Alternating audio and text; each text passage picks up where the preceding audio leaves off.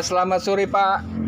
Ya, selamat sore. Ada masalah lagi? Ya, bertemu kembali ke kami ini Pak. Ya. Untuk hari ini Pak, apa yang bisa Bapak terangkan? Jadi apalah kira-kira Pak penjelasan Bapak untuk hari ini untuk rekan-rekan kita penambang-penambang pionir Indonesia ini?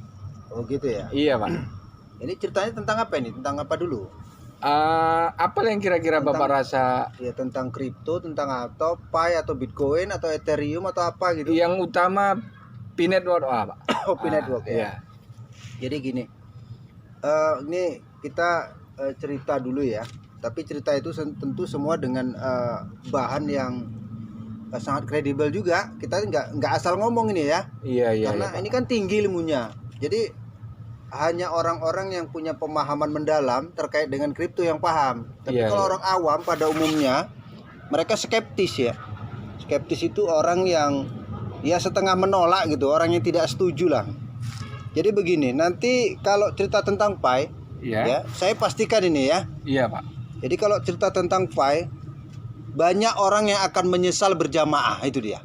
Oh gitu pula Pak. Iya, banyak orang yang akan menyesal nih berjamaah dia. Betul rame-rame nanti orang akan menyesal. Tetapi bagi para penambang, justru ini sebaliknya. Nah, gitu ya. Rame-rame kayak Orang-orang yang mengabaikan Pi hari ini itu akan menyesal. Dan itu kita yakin lah, aku yakin udah menyesal tuh mereka. Karena gini, kita akan berbicara tentang masa lalu, masa sekarang dan masa depan Pi Network. Nah, oleh karenanya, ini sekarang ini ya, kita akan ceritakan dulu. Kebanyakan orang akan mengatakan Anda akan kaya jika Anda memiliki Bitcoin itu 6 tahun yang lalu. Paham ya? Iya, paham. Kalau 6 tahun yang lalu kita punya Bitcoin, bisa nggak dibayangkan hari ini? Harganya sudah hampir 1M. Sudah? Iya. Kemudian kalau ETH ya, itu 5 tahun yang lalu. Kalau dulu 5 tahun yang lalu kita punya ETH, ya mungkin hari ini kita senang. Tapi kenapa hal itu kita abaikan? Ya karena itu tadi, dulu kita masih skeptis. Dulu kita masih tidak percaya, bahkan mengabaikannya. Bahkan ya penuh keraguan lah. Bagaimana kalau misalnya uang kita investasikan ke kripto, Bitcoin atau ke Ethereum tadi. Nah, jadi sekarang gini. Ya. Tapi itu kan masa lalu. Ketika Anda melihatnya sekarang, ya, jika Anda tidak melakukan Pi sekarang, Anda akan mengulangi hal yang sama dalam 3 tahun ke depan. Ini perlu dibayangkan ini. Ya, perlu dicamkan. Sekiranya hari ini kita sudah memegang yang namanya koin Pi, maka 3 tahun ke depan itu bisa dibayangkan. Bagaimana kalau satu Pi harganya 100.000, sebagaimana yang disampaikan oleh Nicholas dalam sebuah ruang obrolan. Udah? Nah, kemudian lebih dari 10 tahun ya itu telah berlalu cerita Bitcoin ya, tahun 2009.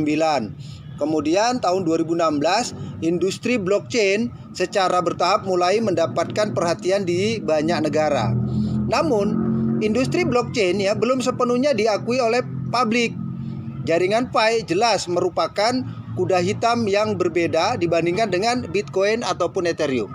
Ya, itu harus dicamkan itu. Iya, jadi Pi ini kuda hitam nih. Jadi kalau yang namanya sebuah pertandingan bola, kuda hitam itu sesuatu yang tidak disangka-sangka tapi melejit. Ini akan terjadi. Jadi mari kita lihat kembali sejarah dan prediksi masa depan pengembangan koin Pi. Nah, di sini ya ini kan cerita tentang dulu dan sekarang serta masa depan. 14 Maret tahun 2019 ya aplikasi jaringan Pi telah resmi dirilis. 22 Mei 2019 melebihi 10.000 pengguna Pi terdaftar. Nah, kecepatan penambangan berkurang setengahnya untuk pertama kalinya. Kemudian tanggal 5 Juli 2019 lebih dari 100.000 pengguna aktif di seluruh dunia. Ya, atau tingkat penambangan dikurangi setengahnya untuk kedua kalinya. Itu namanya halving.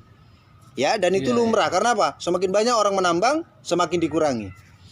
Baru kemudian pada 1 Agustus 2019 melebihi dari 200.000 pengguna aktif secara global.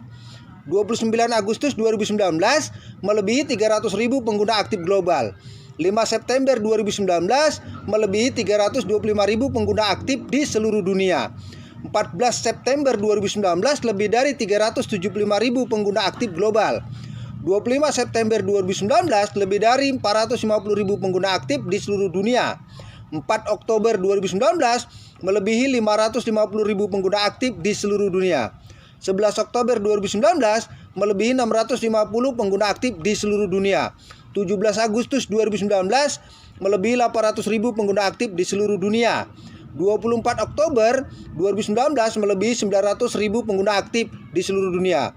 31 Oktober 2019 melebihi 1 juta pengguna aktif di seluruh dunia. Artinya tingkat penambangan dibelah menjadi 2 untuk yang ketiga kalinya.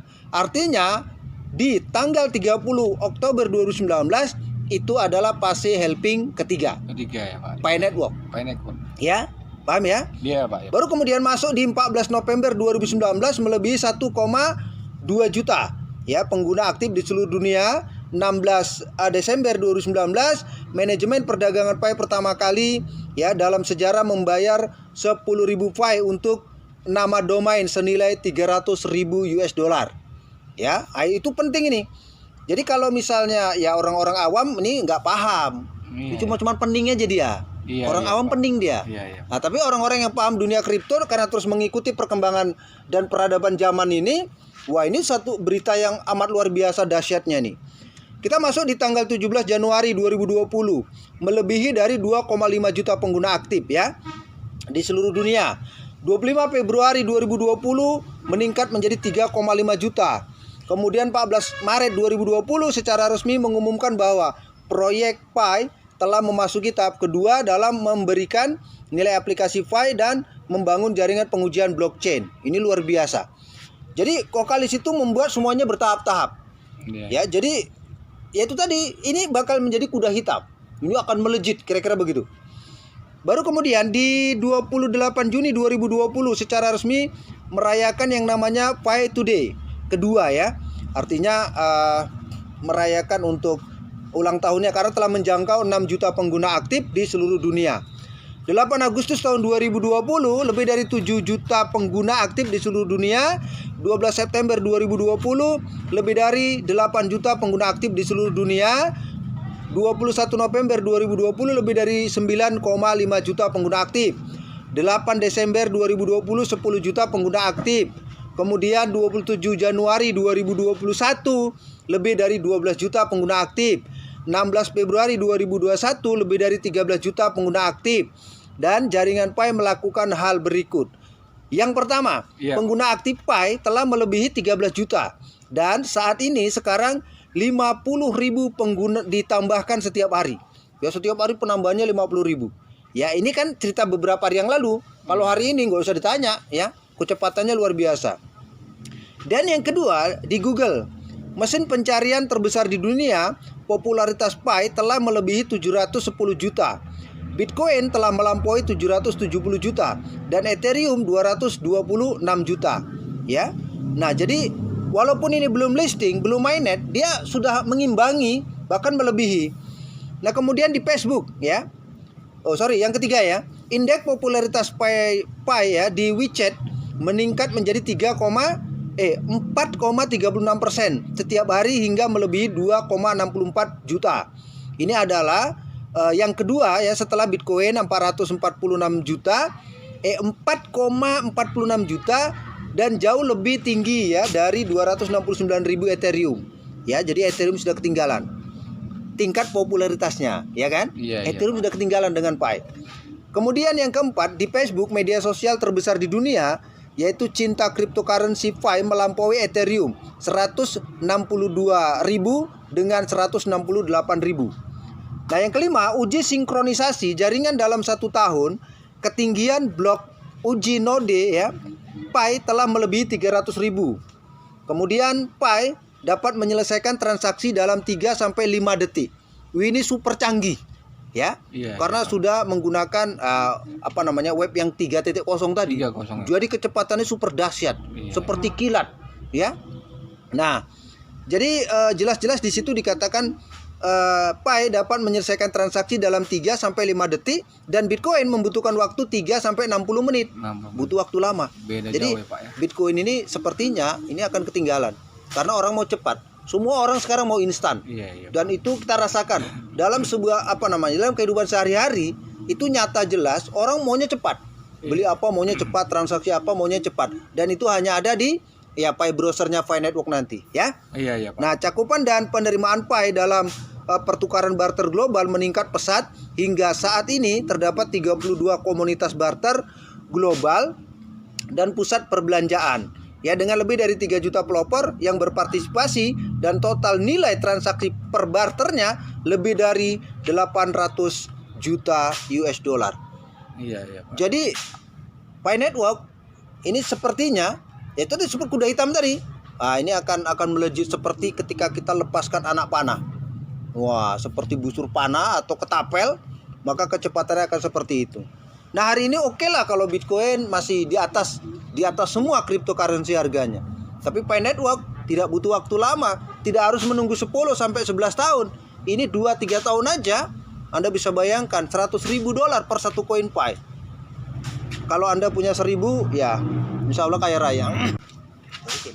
Oke lah Pak, atas informasinya. Semoga bisa bermanfaat bagi kami yang para penambang ini ya. Oke Pak, selamat sore Pak ya. Oke, sorry.